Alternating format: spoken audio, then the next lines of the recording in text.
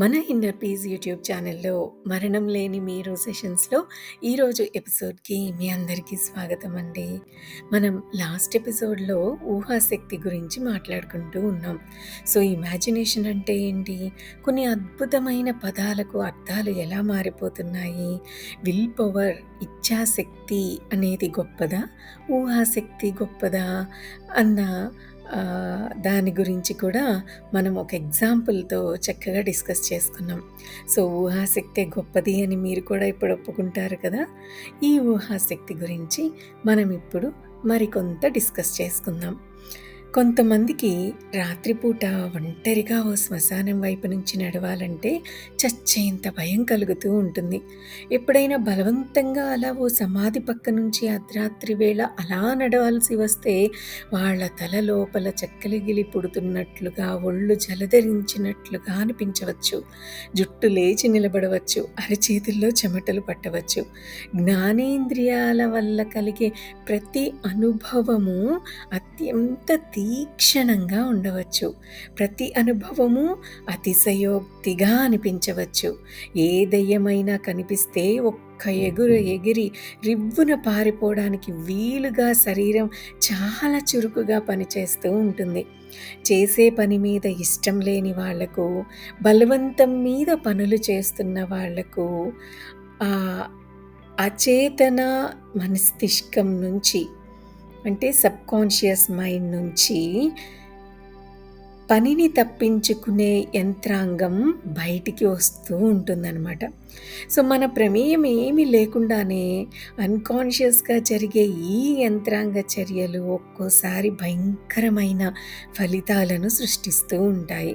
ఒక విధంగా ఇది కీడులో మేలు అని అనుకోవచ్చు. ఎందుకు అంటే కొన్ని హెచ్చరికలను, మన శరీరం ఇచ్చే హెచ్చరికలను, మన మనసు ఇచ్చే హెచ్చరికలను మనం పట్టించుకోకుండా ఉన్నట్టయితే మానసిక ఆరోగ్యం పూర్తిగా దెబ్బతింటుంది.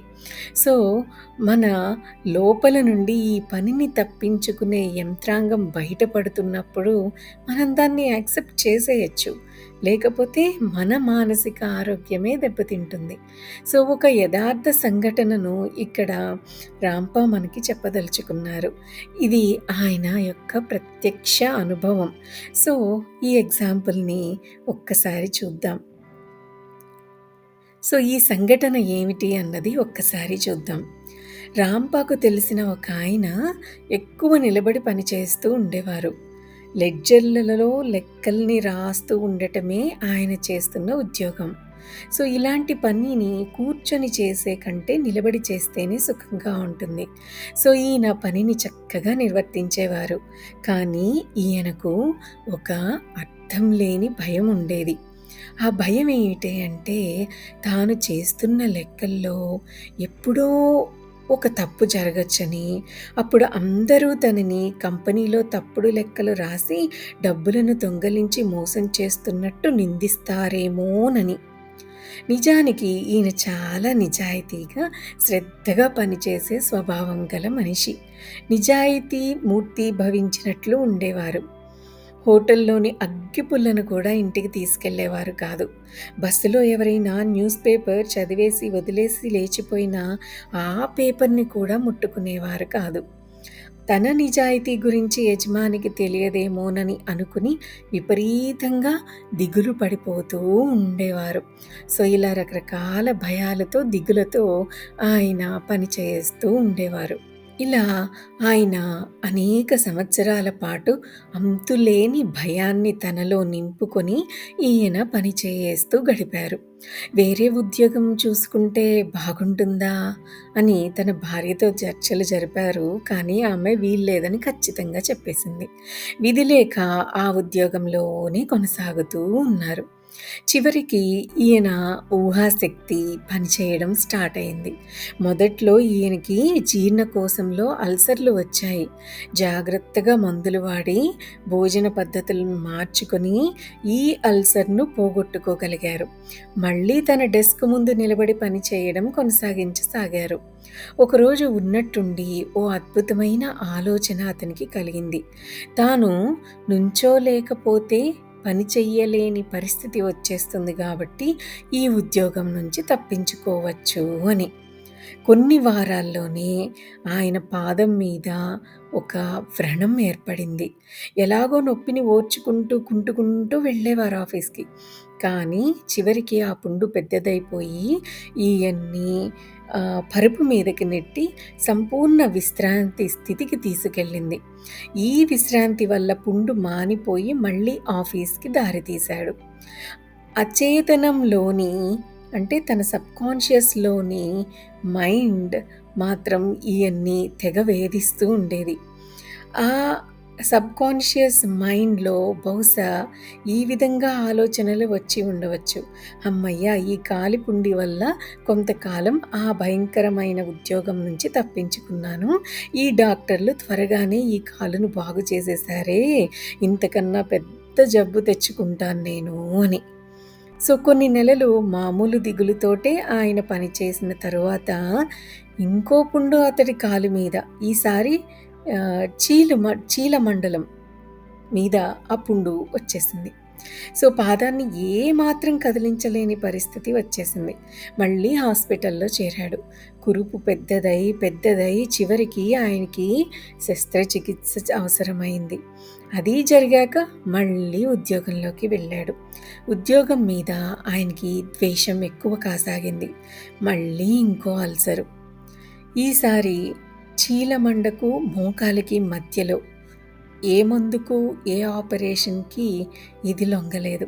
చివరికి సర్జన్లు ఆయన కాలుని మోకాలి వరకు ఉంచి మిగతా భాగాన్ని సర్జరీ ద్వారా తొలగించేశారు. ఈయనకి చాలా సంతోషం కలిగించేటట్టు మళ్ళీ ఉద్యోగంలోకి ఈయన్ని రావద్దని చెప్పేశారు. రోగిష్టి, కుంటి వ్యక్తి తమ ఆఫీస్‌లో పనిచేస్తుంటే బాగుండదు అని తేల్చి చెప్పేశారు. హాస్పిటల్‌లో ఈయనకి సేవ చేసిన డాక్టర్లు ఈయన ఇష్టపడే ఓ ఉద్యోగాన్ని ఈయనకి ఇప్పించారు. ఓ చేతి పనిని ఇంకొకళ్ళకు నేర్పించే ఉద్యోగం. ఈ కొత్త ఉద్యోగం ఈయనకు హాయిగా ఉంది. మంచి పేరును కూడా సంపాదించుకున్నారు. లెక్క తప్పు చేసి జైలుకు వెళ్ళిపోవాల్సి వస్తుందేమోనన్న భయం ఇప్పుడు ఈయనకి లేదు. ఇప్పుడు ఆయన ఆరోగ్యం బాగుపడింది. రాంపాకు తెలిసినంత వరకు సంతోషంతో ఉద్యోగం చేసుకుంటున్నారు. ఇది ఓ చివరి దశను చేరుకున్న సంగతి కావచ్చు. కానీ ఒక్కసారి ఇక్కడ మనం గమనించాల్సిన విషయం ఉంది. ఒక్కసారి గమనించండి. రక్తపు పోటు బాగా ఎక్కువైపోయి అల్సర్లతో బాధపడుతూ ఉన్నా, ఉద్యోగాలు చేయడానికి భయపడుతూ ఉన్నా, తమకు అవమానం జరుగుతుందేమోనన్న భయంతో కుంగిపోతూ ఉన్న అనేక మందిని మనం నిత్యం చూస్తూనే ఉంటాం కదా! అన్నట్టు ఈ అల్సర్లు ఎక్కువగా ఎగ్జిక్యూటివ్స్‌కే వస్తూ ఉంటాయని అందరికీ విదితమే కదా! కొన్ని ఊహలు గొప్ప సామ్రాజ్యాల్ని కూలదోస్తాయి.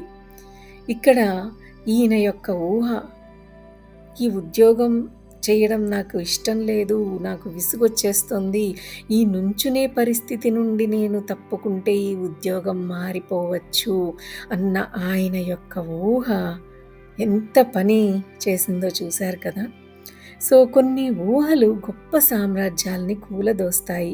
అదేవిధంగా కొన్ని సామ్రాజ్యాలను సృష్టిస్తాయి కూడా. ఈ విషయాన్ని కూడా గుర్తుంచుకోవాలి మనం.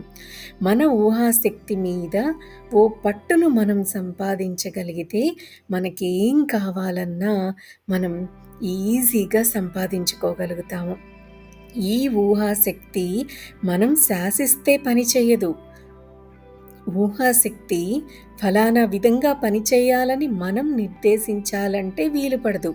ఎందుకు అంటే ఈ ఊహాశక్తి ఓ కంచర గాడిదలాగే మొండికెత్తుతుంది.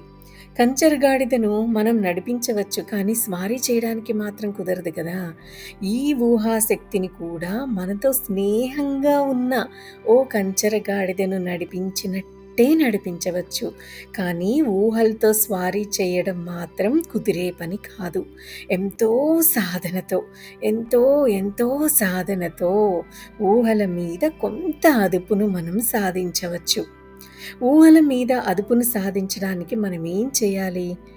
ఇదంతా మన విశ్వాసం మీద, అభ్యాసం మీద ఆధారపడి ఉంటుంది. ఈరోజు చెప్పుకున్న విషయాలను మాత్రం మర్చిపోకండి. దీని గురించి మరింత ఎక్కువగా మన నెక్స్ట్ ఎపిసోడ్‌లో చెప్పుకుందామా? దట్స్ ఆల్ ఫర్ టుడే అండి. Have a great day. Thank you. Thank you. Thank you.